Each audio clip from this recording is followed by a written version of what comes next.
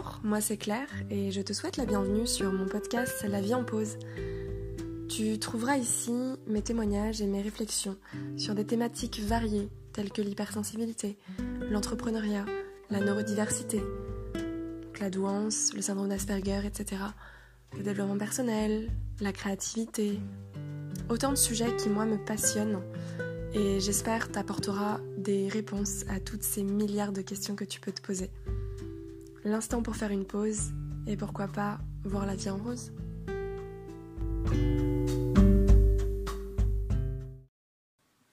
Bonjour. Je suis énergique ce matin. Bon, il est 15h24. Aujourd'hui, j'ai de l'énergie alors que j'en avais pas du tout depuis que je me suis levée. Que s'est-il passé ? J'ai tout simplement voulu faire un podcast et je ne savais pas sur quelle thématique. Donc je sais que j'ai beaucoup d'audio dans mon téléphone que j'ai enregistré déjà il y a 1 an. Et j'ai réécouté en fait tout ça et en fait du coup j'ai repris des notes et ça m'a donné envie d'aborder un sujet qui est au centre de ma vie, je crois, mais depuis peu. Je vais t'expliquer pourquoi. Donc c'est la créativité. Alors la créativité, déjà c'est un mot trop sexy. C'est vrai il fait quand même fantasmer ce mot, il fait rêver en fait un peu. Il est beau ce mot, il est plein de vitalité. Il y a beaucoup de voyelles dans ce mot, je l'adore.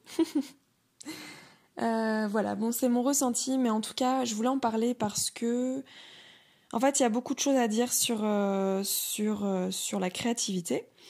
Et alors je vais t'expliquer un petit peu pareil ce que je vais aborder. Je pense que c'est plus simple comme ça que je fasse dans mes podcasts pour que ça te permette de savoir de quoi ça va parler tout simplement et du coup de pas avoir à écouter tout si t'as pas envie en fait.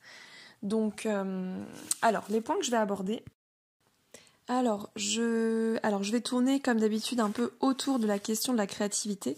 Ça va pas être dans une ligne directrice, voilà. Donc ça va être un peu au sens large. Et bon, tu vas comprendre par la suite. Déjà, je fais juste une toute petite phrase. C'est que pour moi, la créativité, il faut la dissocier en fait du côté artistique. Vous voyez, tout le monde est créatif. Tout le monde est créatif.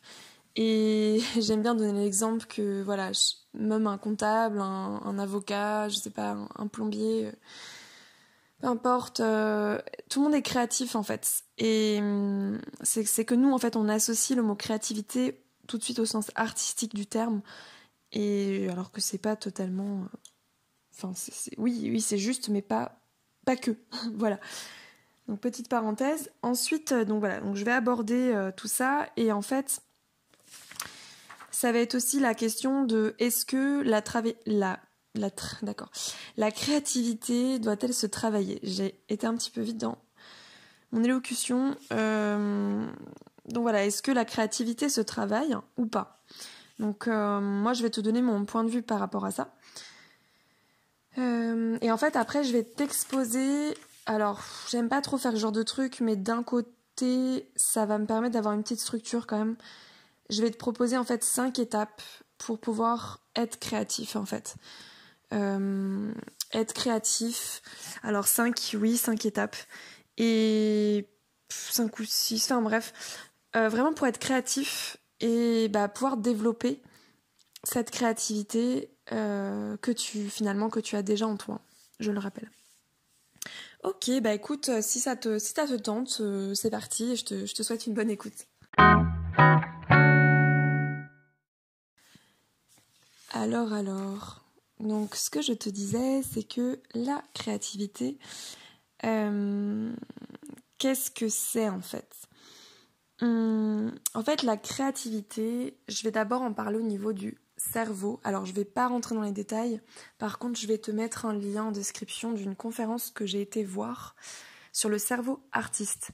Donc là, en l'occurrence, ça va être la créativité au niveau artistique. mais pas que, au final, ça a été l'appellation de la conférence, mais finalement, ça fonctionne pour tout.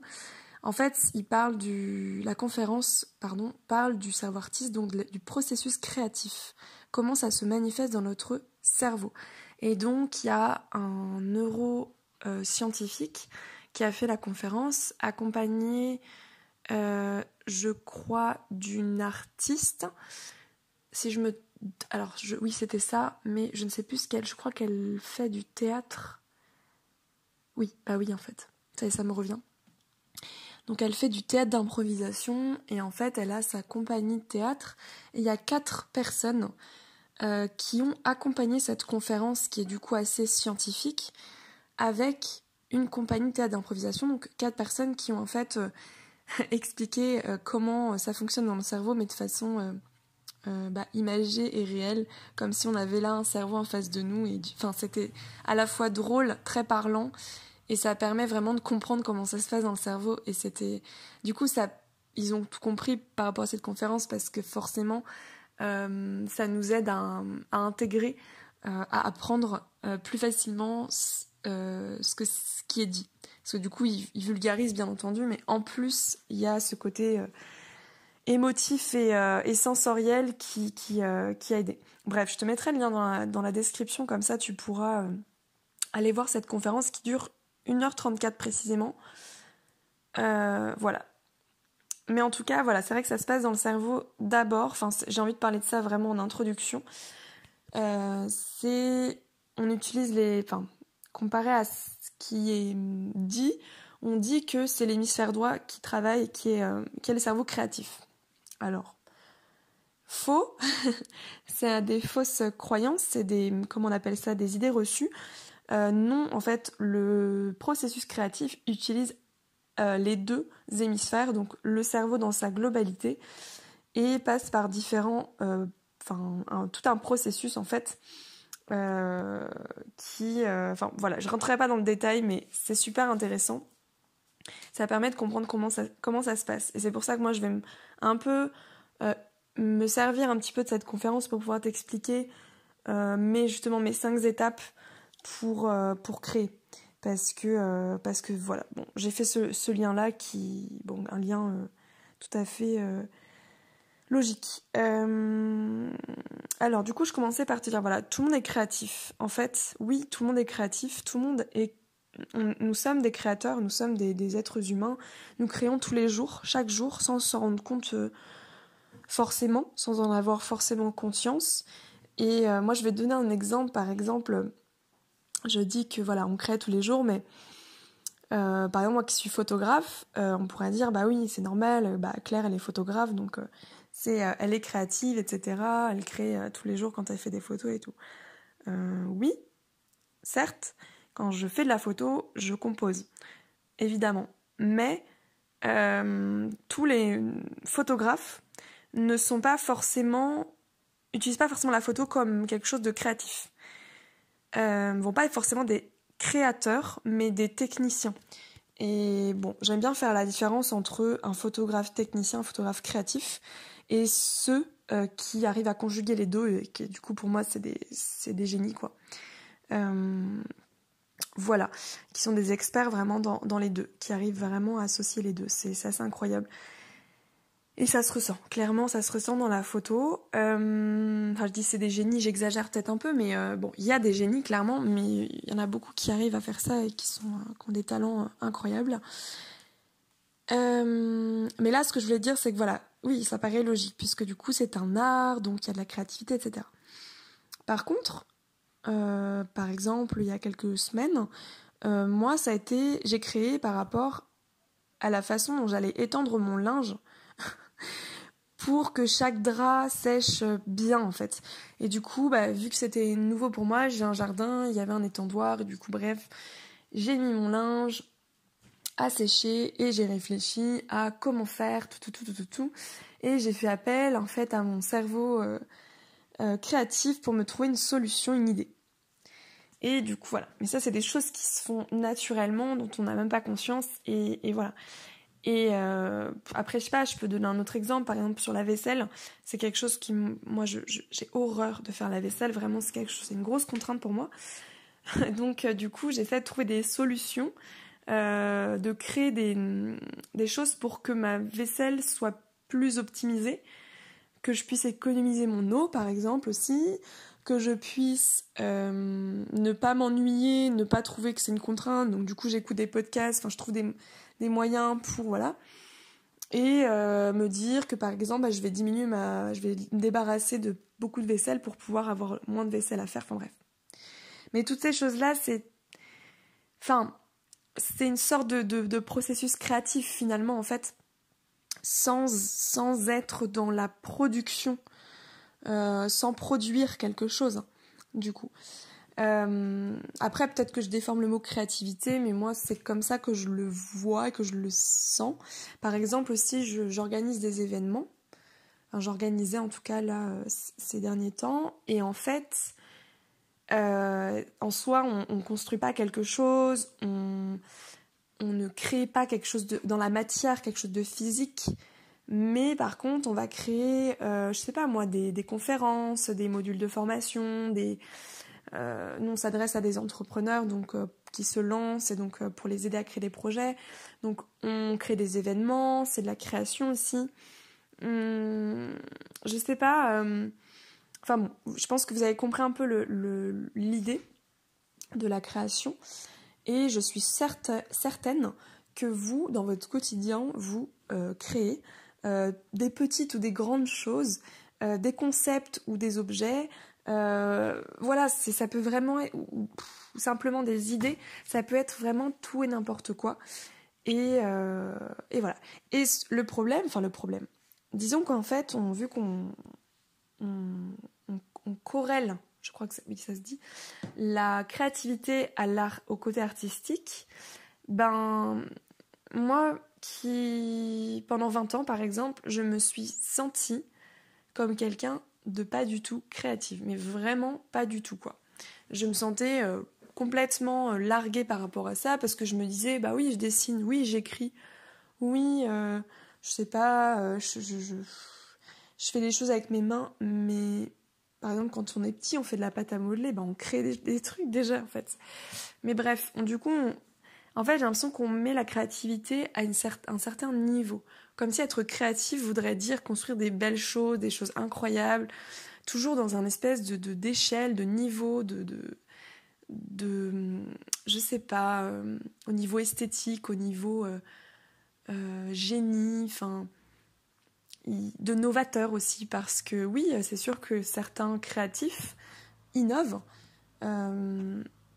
et se servent en fait d'associations, font beaucoup d'analogies, de liens, etc. Ils vont créer des choses qui sont totalement innovantes. Mais il y a quelque chose que j'aimerais ajouter par rapport à ça, c'est qu'en fait, pour moi, la créativité, c'est rien d'autre que la découverte de ce qui est, en fait. Comment expliquer ? Enfin, je sais pas si vous avez compris le sens de cette phrase, mais tout est, EST, tout est, en fait. Les choses sont là. Et en fait, pour moi, quand on crée, ce n'est que on révèle en fait des choses qui sont déjà existantes finalement en fait. On pense qu'on innove, mais en fait, on assemble, on ne fait qu'assembler des choses et des concepts qui sont déjà existants. Vous voyez ce que je veux dire ? Et c'est après qu'on va créer quelque chose entre guillemets de nouveau sur des choses sur de l'ancien en fait. Ça, c'est le processus créatif. Donc voilà, et du coup des fois il y a des choses qui ressortent qui paraissent incroyables, mais c'est juste parce qu'elles sont on les avait jamais entendues avant. Mais en fait, pour moi on est des créateurs de découvertes. Moi j'aime bien ce terme-là. Bon, c'est mon terme, c'est le terme que je perçois et que je m'invente, mais vraiment on sort de créateur de découvertes parce que en plus, bon, bah, c'est beau de se dire, waouh, c'est déjà le mot créateur et le mot découverte, tu te dis, waouh, mais c'est incroyable, en fait, on a tous des dons. Bah ouais, en fait, enfin, ouais, on crée on crée des choses qui existent déjà, en fait, mais qu'on n'a pas encore découvert. Voilà.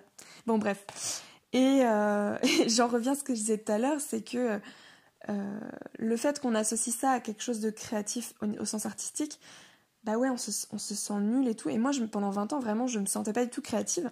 Étant donné, après, c'est par rapport à mon vécu aussi, c'est que ma grande sœur, donc je n'ai qu'une grande sœur et deux petits frères, mais en tout cas, ma grande sœur, elle a dessiné très tôt, elle a chanté très tôt, et c'est quelqu'un qui, par rapport à moi, on se ressemble beaucoup, mais c'est vrai qu'on a cette différence, entre autres, qu'elle est plus extravertie, elle va plus vers les autres, elle est plus à l'aise en société, alors que moi je suis quelqu'un de très introverti et j'ai beaucoup de mal à aller vers les autres. Et elle a tendance à extérioriser en fait son art. Chose que moi je fais maintenant aujourd'hui, mais je vous expliquerai. Donc en fait, elle l'extériorise, ce qui fait que ça se voyait, c'était visible. Donc elle chantait, c'était visible, elle chantait juste, donc elle a commencé à faire des concerts à 14 ans, je crois, son premier concert, enfin, première scène. Ensuite, elle dessinait, donc elle dessinait super bien, elle avait déjà un super coup de crayon, donc tout le monde... Bref, on s'est toujours dit, ma sœur est une artiste, elle est créative et tout, et on l'a dirigée, enfin, elle s'est dirigée naturellement vers une filière artistique, qui n'a jamais quitté. Et aujourd'hui, elle est graphiste, enfin, voilà, directrice artistique, et comment dire, et on l'a poussée à aller dans ces voies là, parce que de toute façon le général pour elle, enfin, c'était vraiment pas pour elle, elle avait des difficultés un petit peu même déjà au collège et tout ça. Clairement elle était poussée par ça, et c'est génial, et du coup aujourd'hui, enfin, elle est super épanouie, elle a toujours été très épanouie dans ce qu'elle faisait au niveau du travail, en fait, c'est incroyable. Et en fait, moi, j'avais pas ça, c'est-à-dire que je dessinais, mais c'était de la reproduction, quoi. Donc, en gros, je recopiais les dessins de ma sœur, j'avais une faculté, en tout cas, à bien reproduire, mais intuitivement, j'arrivais pas forcément à trop dessiner. Enfin, j'ai appris, et en fait, je me suis rendu compte qu'en fait, si, je savais dessiner, mais c'était pas quelque chose sur lequel j'étais portée, en fait, c'était juste pas ma voix à moi, tout simplement. Et même si j'aime ça, mais c'est pas quelque chose qui m'anime profondément.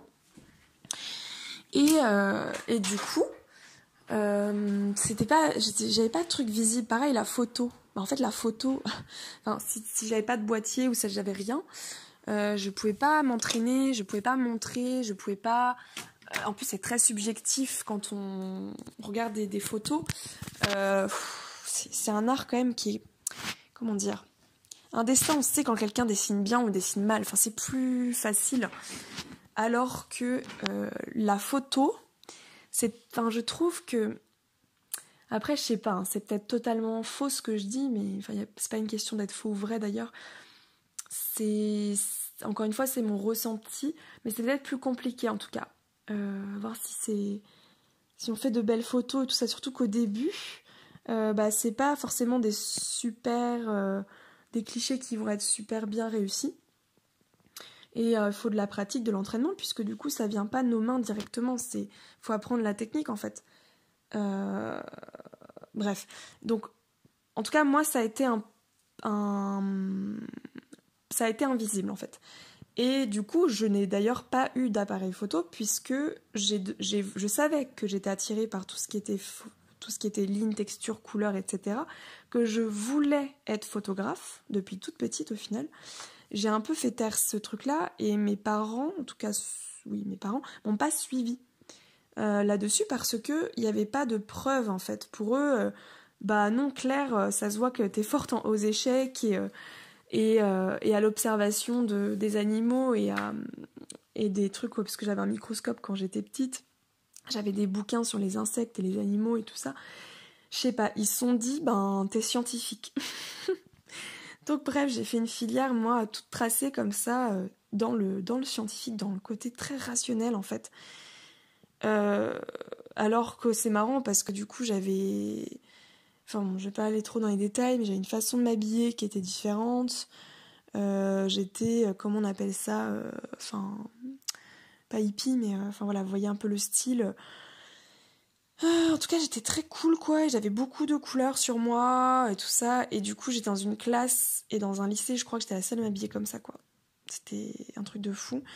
Et je voyais bien qu'il y a un truc qui collait pas. Mais c'était marrant juste de le voir en réalité. Après, ça veut pas forcément... Enfin, quoique. Je pense que mon art s'exprimait sur mes vêtements. Et ma sensibilité, en tout cas. Et du coup, ça a mis du temps, en tout cas, moi, pour que ce soit visible. Et après, j'ai quand même décidé de moi-même, plus tard, vers 16 ans, je crois, acheter mon premier boîtier, mon appareil photo. Et là, j'ai commencé à faire de la photo et j'ai adoré, évidemment. Et ça a été naturel, mais je l'ai beaucoup caché parce que je sentais que j'étais déjà quelqu'un de réservé, donc de toute façon, voilà. Bon, bref, je montrais pas forcément ce que je faisais. Personne n'a su, en fait. Personne savait quel type de photo je faisais. Donc tout le monde a découvert ça quand j'avais, du coup, 27 ans. Donc c'est assez marrant. Et en fait, du coup, moi-même, je me suis pas sentie créative.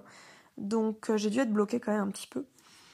Et au niveau de ma pratique photo, je n'utilisais pas la technique, mais ça j'en reparlerai plus tard de ça par rapport à la technique, parce que du coup j'ai compris plus tard que j'étais pas une photographe technique, que j'étais une photographe donc créative, comme je vous ai expliqué tout à l'heure. Et donc je me sers aujourd'hui de la technique comme un outil et non pas l'inverse. Et donc j'ai mis, je crois, plus de 10 ans à apprendre la technique. Sinon j'ai bidouillé en fait sur mon appareil, j'ai essayé de faire les choses.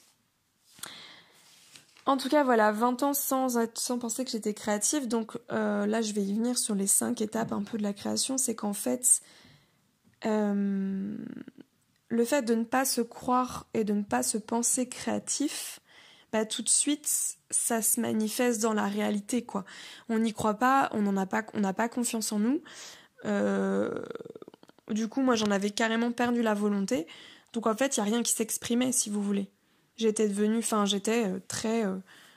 je crée rien, en fait. Je crée pas grand-chose.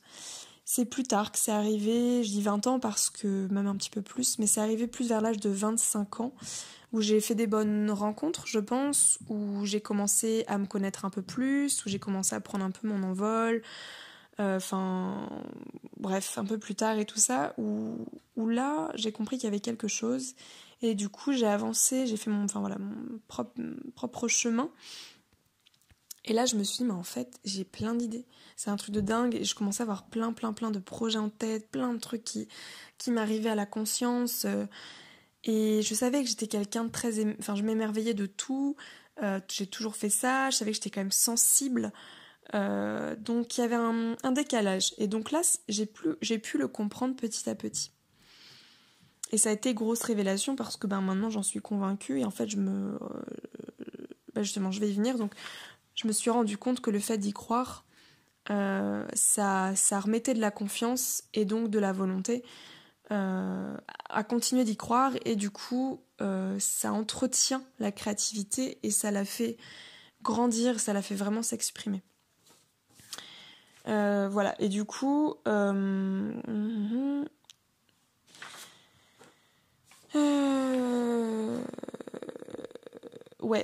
donc après en fait ce que je pourrais dire c'est qu'en fait en premier lieu le conseil que je peux vous donner c'est vraiment déjà dans un premier temps si vous avez envie de développer votre créativité, je vais en reparler après d'ailleurs de ça parce que pour moi ça se travaille pas la créativité, je vais expliquer.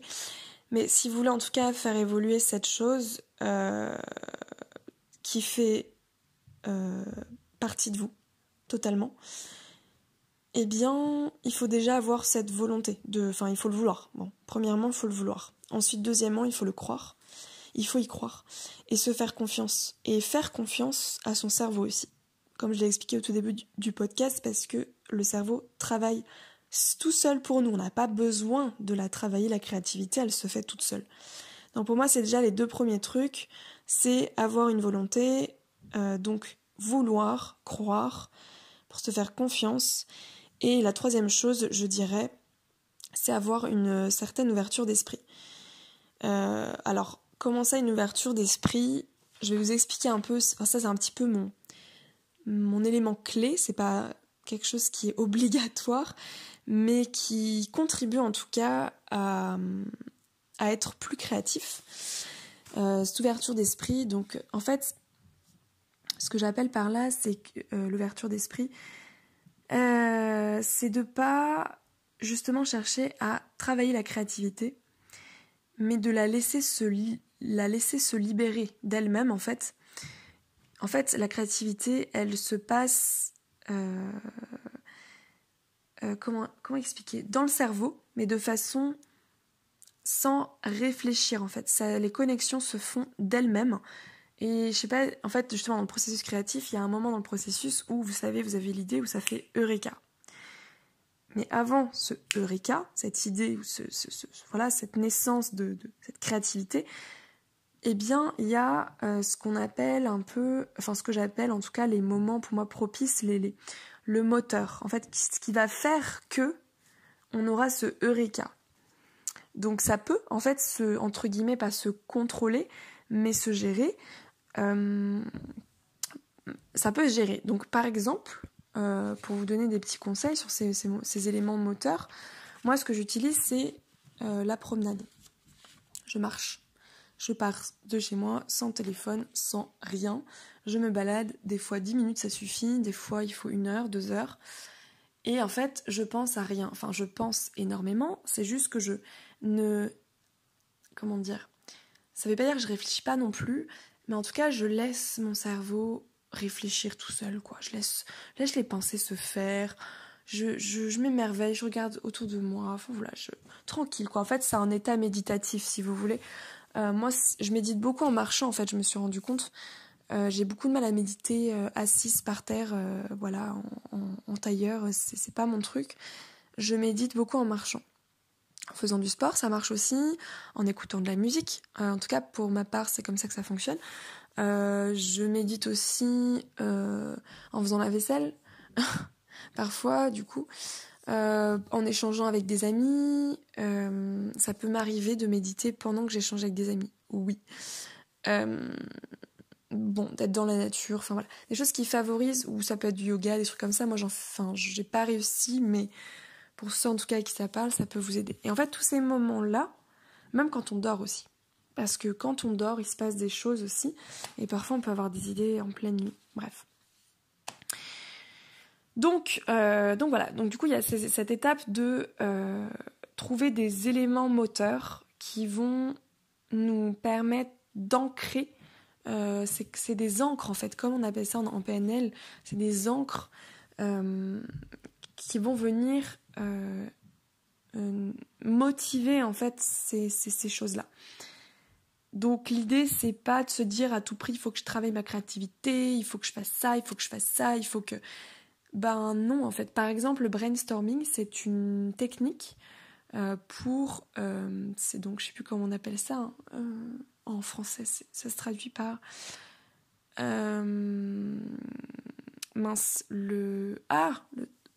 Bon, peu importe. Je sais pas si vous savez ce que c'est, du coup. De pouvoir, voilà, se réunir avec plusieurs personnes, d'avoir, par exemple, un projet, enfin, quelque chose en commun, un élément sur lequel réfléchir. Et tout le monde réfléchit et donne son point de vue. Et ça fait émerger du coup d'autres idées. Donc il y a une espèce de fusion, enfin on appelle ça un jus de cerveau aussi, enfin une fusion vraiment entre plusieurs cerveaux. Ça se connecte en fait entre eux. Et c'est incroyable. Enfin, il y a des personnes qui ont du mal avec le brainstorming, mais vraiment, ça permet vraiment de lancer des idées incroyables en fait. Ça nourrit des choses, c'est assez fou et c'est là qu'on peut vraiment innover aussi. Donc c'est pas que tout seul aussi, on peut vraiment servir des autres. Et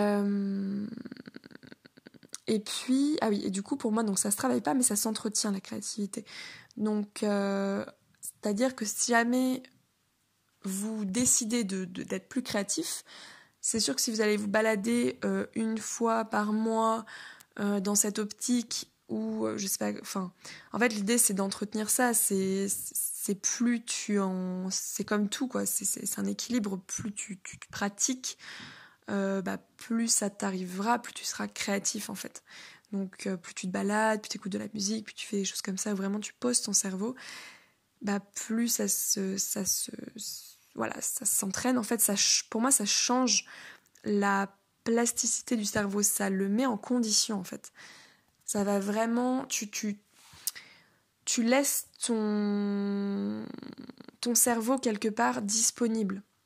C'est-à-dire que dans ta journée, par exemple, la méditation de toute façon est hyper recommandée parce que dans ta journée, tu réfléchis beaucoup. Tu travailles, tu fais plein de trucs et tout, et tu te laisses pas le temps de te poser et de te rendre un peu ton cerveau dispo, quoi. Dispo pour travailler de lui-même sans que tu aies conscience de ça. Parce que franchement, être dans la conscience systématique à longueur de journée, c'est ultra fatigant et je sais de quoi je parle. J'ai passé quand même beaucoup de temps à tout le temps penser et ne pas m'arrêter, ne pas me poser, ne pas laisser mon cerveau faire les choses, et que du coup ça prend la tête et après tu dors plus, bref, ça c'est pas forcément très très bon. Donc moi je conseille en fait que ce soit pour développer ta créativité ou pour te sentir mieux dans ton quotidien, c'est de te trouver des petits espaces dans ta journée pour justement laisser la place à ton cerveau de se reposer. Mais en fait, il se repose, c'est toi qui te reposes. Parce que lui, il se repose pas. Il travaille encore plus, je pense. Mais au moins, toi, t'es peinard, quoi. Voilà, voilà. Et qu'est-ce que je voulais dire aussi ? Oui, et c'est que ce truc de la créativité, si tu veux la développer, bien sûr, comment dire ? Pour moi, il faut quand même avoir un projet. Enfin, avoir ne serait-ce qu'un élément, même aussi petit qu'il soit, un élément qui te donne une volonté en fait de créer quelque chose. Parce que si t'es là comme ça dans le vide, genre tu vas te balader et t'es en train de te dire tiens, j'ai envie d'être créatif, j'ai envie d'avoir des nouveaux projets, ça va pas forcément marcher en fait. Si tu mets une intention pareille, à voir, hein, peut-être que ça marche chez certaines personnes, mais moi je pense pas que forcer les choses à absolument trouver des idées, ça marche. Pour moi, au contraire, il faut lâcher prise, quoi. Il faut faire l'inverse, en fait, ne pas y réfléchir. Mais quand même avoir un élément actuel. C'est-à-dire que, par exemple, à une époque, l'année dernière, quand je faisais des photos, eh bien, disons, ça fait déjà 30 minutes que je parle. Bon, de toute façon, j'ai bientôt fini. Donc, en fait, à une époque, je faisais des photos et en fait, j'étais focalisée sur la couleur. J'étais vraiment focalisée dessus mais focalisée instinctivement. En fait, j'adore les couleurs. D'ailleurs, je suis toujours focus dessus, mais un peu moins quand même. Et du coup, je cherchais des spots photos pour mes shootings, mes shootings mode et tout ça. Donc, d'avoir, en tout cas à l'extérieur, d'avoir des fonds colorés et tout. Et en fait, en ayant ce focus qui est devenu qui était instinctif et qui est pas contrôlé et qui est pas réfléchi, je pense que automatiquement, ou inconsciemment dans mon cerveau, ça a fait ce focus et du coup, je ne voyais que ça. C'est-à-dire quand je me promenais dehors, ça faisait un espèce de... ça m'a créé, je sais pas si c'est un pattern, je veux pas donner des mots comme ça qui sont pas justes, mais vous voyez le truc, ça fait vraiment une focalisation après sur ça, donc je ne voyais que ça. Ce qui fait que ça m'a vachement aidée pour mes photos et tout ça. Et après, du coup, j'étais à fond dans ces trucs-là. Donc en fait, après, j'ai laissé mon cerveau, comme je vous ai dit, j'allais me balader, je faisais de la musique et tout. Donc je me servais de mes moteurs pour après avoir des idées. Et parfois, quand je me baladais, les idées venaient pas forcément. Parce que justement, j'ai trop pensé, je dis il faut absolument que je trouve une idée. Là, ça ne fonctionnait pas. En tout cas, chez moi, ça fonctionne pas. Donc en fait, ce que je faisais, c'était... l'idée pouvait venir en pleine nuit, pouvait venir le lendemain ou une semaine après, et là, bim, je me dis non mais c'est exactement ça que je vais faire. Je sais tout à fait ce que je vais faire pour mon shooting photo, à quel endroit, avec qui, nanana et tout. Bon, bref. Donc voilà, d'ailleurs, ça me rappelle que cette nuit, j'ai rêvé que j'allais faire un shooting photo et j'ai rêvé de... Oh là là, oui, d'accord, faudrait que je le note ça d'ailleurs. Donc j'ai eu une idée, même dans mes rêves, ça qui est marrant. Bon.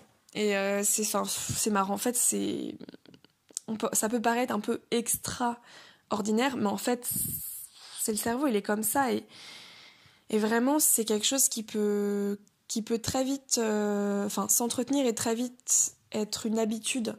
à votre cerveau parce que vous l'avez vraiment entraîné. Et ça fonctionne, hein. Ça fonctionne. Après, il y a des choses aussi autres que les sources moteurs dont je vous parlais, enfin, la musique, la balade, la méditation, tout ça. C'est l'inspiration. Souvent, ce qu'on cherche aussi, au-delà de la création, c'est d'être inspiré. Voilà. Et du coup, l'inspiration, moi, je vous invite à vous inspirer vraiment, mais pas forcément à recopier, parce que souvent, on confond un peu l'inspiration de voir ce qui se fait à l'extérieur et vouloir reproduire un peu presque à l'identique ou voilà. Mais en fait, pour moi, l'inspiration, c'est plus... Enfin, tout est inspiration, en fait. Tout est inspiration. Mon Dieu, je pense que je ferai un podcast là-dessus. Tout ce qu'il y a autour de nous. Notre environnement, mais vraiment tout. Les réseaux sociaux aussi sont une bonne source aujourd'hui d'inspiration parce qu'il y a de tout. C'est hyper riche et voilà. Mais en fait, l'inspiration sert d'inspiration et n'est pas la créativité en soi. C'est une source, donc ce n'est qu'un élément parmi d'autres. Et après, pour créer, il faut savoir se détacher de cette inspiration. Et c'est pas forcément évident pour tout le monde, je le conçois, mais c'est un conseil peut-être que je vous donne. En tout cas, moi, c'est comme ça que je travaille. Je m'inspire, je chope plein d'idées comme ça. Je vais sur Pinterest, sur Instagram ou machin, dans des magazines, ou alors juste je me balade dans la nature et il suffit que je vois un arbre avec certaines ombres, etc. Enfin bref, ça va me faire penser à un truc. Mais voilà, je m'inspire de mon environnement, des gens aussi, des styles vestimentaires. Après, bon, c'est parce que je pense beaucoup à la photo et à mon métier, mais ça peut être... c'est un exemple parmi tant d'autres au final. Mais voilà, inspirez-vous par rapport peut-être à votre domaine d'activité, mais pas que, parce que c'est là où vous pouvez justement innover en fait, ou créer des choses. Mais faites confiance à votre cerveau, vraiment, laissez-le en paix, quoi. Ne cherchez pas à contrôler, ne cherchez pas à réfléchir. Si vous voyez que vous êtes bloqué, bien évidemment, si la réflexion vous suffit à créer, mais tant mieux. Je pense que si vous êtes là sur ce podcast, c'est aussi parce que vous voulez avoir peut-être d'autres techniques, je ne sais pas, mais en tout cas, laissez votre cerveau libre, en fait. Voilà. Qu'est-ce que je pourrais ajouter ? Je pense que j'ai terminé bientôt. Ah oui, je voulais faire aussi le parallèle par rapport à la liberté de penser, et non pas juste à la créativité, mais vraiment le fait de se libérer. En fait, comment expliquer ? Par exemple, on nous dit quelque chose, on a une croyance, voilà, on a une croyance à un moment donné. Et cette croyance, en fait, on l'a vraiment imprimée en soi et même exprimée, donc on l'a dit à l'oral, par exemple à l'écrit, enfin peu importe, on l'a imprimée et exprimée. Et donc c'est donc une croyance qui est vraiment bien intégrée. Et en fait, du coup, cette croyance, on n'a presque plus à y penser finalement, enfin y réfléchir parce ça coule de source. Elle est en nous, elle est là depuis peut-être X temps, etc. Donc ça, c'est propre à tout le monde. Enfin, tout le monde a des croyances, tout le monde est comme ça.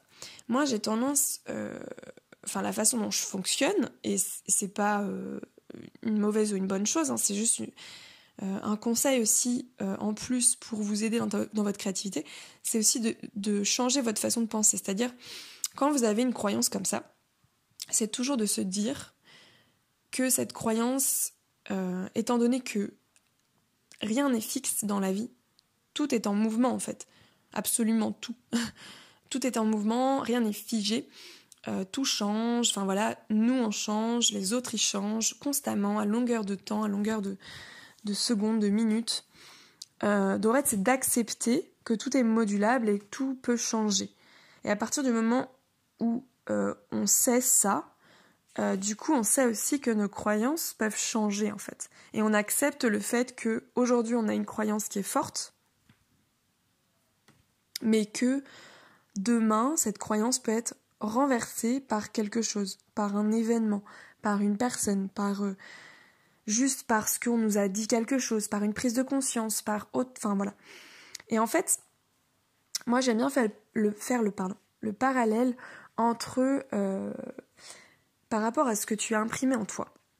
Donc en fait, l'encre que tu as mis en toi, vous prenez ça dans tous les sens que vous voulez, l'encre, avec la phonétique que vous voulez d'ailleurs, mais tout ce que tu as imprimé en toi et toute l'encre qui coule en toi par rapport à cette croyance, dis-toi qu'en fait, ça peut s'estomper. C'est pas... En fait, voilà, c'est ça. À chaque fois que j'ancre quelque chose en moi, je me dis que c'est pas indélébile, que ça peut s'estomper et que parfois... comment dire, on peut se laisser la possibilité que ça puisse changer et être remplacé, que ça puisse s'estomper ou que ça puisse être remplacé par une nouvelle encre, par une nouvelle croyance en fait.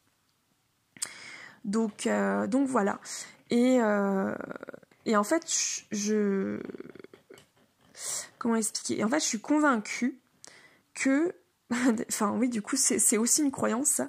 Mais celle-là, elle est bien costaud. C'est de croire que, justement, les croyances bougent tout le temps, en fait. Et à partir de ce moment-là, ça libère la pensée, en fait. Ça crée une pensée, des pensées, toutes les pensées totalement libres. Vous voyez un peu le truc ? Une pensée vraiment ouverte. Et en tout cas, moi, je pense que depuis que vraiment je pense de cette façon, de façon beaucoup plus détachée, sans vouloir à chaque fois à tout prix réfléchir et contrôler, ça laisse place à énormément de créativité. Donc, je sais pas, peut-être qu'il faudrait aussi... c'est un conseil, quoi. C'est un conseil à prendre ou à laisser, mais ça aide. Mais du coup, pour ma part, ça a créé d'autres problématiques. Par rapport à ça, c'est que du coup, j'étais tellement à fond dans la créativité, justement dans la liberté, ces 2 dernières années, que je me suis écroulée. Je me suis écroulée parce que j'avais trop d'idées, en fait. Je pense que je faisais trop travailler mon cerveau. Donc, c'est-à-dire que je faisais presque trop de promenades. Je ne sais pas. Trop de méditation. Encore une fois, je pense qu'il faut trouver son juste milieu pour chacun d'entre nous. Et du coup, je pense que mon cerveau travaillait en tâche de fond et que moi, j'avais l'impression de me sentir mieux, plus libre et tout. Mais en fait, en tâche de fond, il travaillait énormément. Et en fait, ça a fait l'effet inverse chez moi. Après, peut-être ça s'explique, tout ça, je sais pas. Ou alors je m'y prenais mal, mais après, j'avais trop d'idées. Je savais plus quoi en faire. J'en avais trop de projets, trop de trucs et trop de trop. Et trop d'inspiration, bref. Et du coup, là, depuis quelque temps, étant donné que je suis en épuisement généralisé, en burn-out, en fait, je suis obligée de bloquer cette créativité. Vraiment. Je suis obligée de la bloquer. Et c'est terrible parce que à la fois ça va à l'encontre de qui je suis, comment je fonctionne, et ça me rend triste parce que j'aime créer, mais je sais que là c'est trop en fait. Et en ce moment, la créativité me donne trop de stimulation au niveau émotionnel, au niveau sensitif, au niveau de la réflexion, et ça peut être lourd. Ça me met en surcharge, voilà.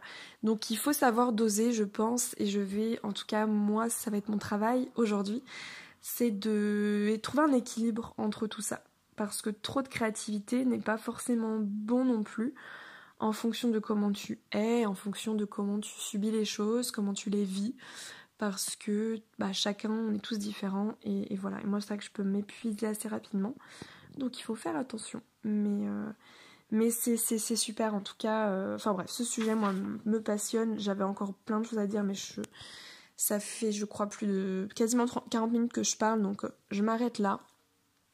J'espère que ça t'a plu. En tout cas, moi, j'ai été hyper enjouée de te faire ce podcast. J'ai changé là dans la description, j'ai mis mon adresse mail, mon Instagram, mon blog, pour que tu puisses me contacter si tu as envie. pour me parler du sujet de la créativité ou d'autres sujets de mes podcasts ou d'autres choses, peu importe en fait, pour échanger. Parce que du coup, moi j'adore partager, comme tu le constates, j'adore partager, j'adore échanger.